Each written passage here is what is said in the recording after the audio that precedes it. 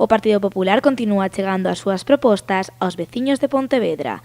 Nesta quinta xornada de campaña electoral, o candidato á alcaldía comprometeuse a aprobar un novo plan xeral de ordenación municipal no seu primeiro mandato. Rafa Domínguez está convencido de que a creación dun novo PSON permitiría sentar as bases para poder construir un parque empresarial. Pontevedra no puede estar pensando en los últimos 30 años, tiene que pensar en los próximos 30 años. Pontevedra tiene que avanzar y no podemos avanzar si no ordenamos nuestro territorio, si no sabemos dónde vamos a tener, por ejemplo, un parque empresarial donde las empresas puedan instalarse en Pontevedra y donde la gente pueda trabajar.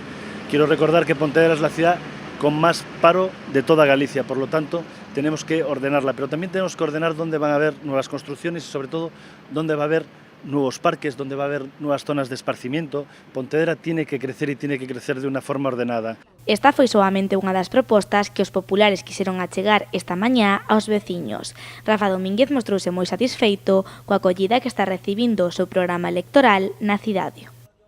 Increíble, estoy muy contento. La verdad es que la gente está viendo que por fin alguien desde el ayuntamiento, desde el concello, está haciendo propuestas concretas y reales para ayudar al pequeño comercio.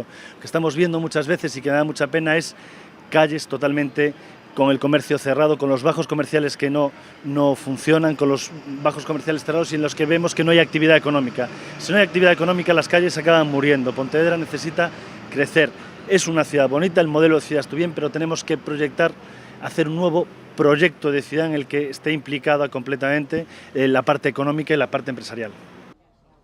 O principal obxectivo dos populares é crear máis postos de traballo en Pontevedra e o candidato popular á alcaldía cree que a elaboración dun novo plan xeral determinaría os espazos de solo empresarial da cidade e isto ofrecería máis oportunidades de futuro aos pontevedreses.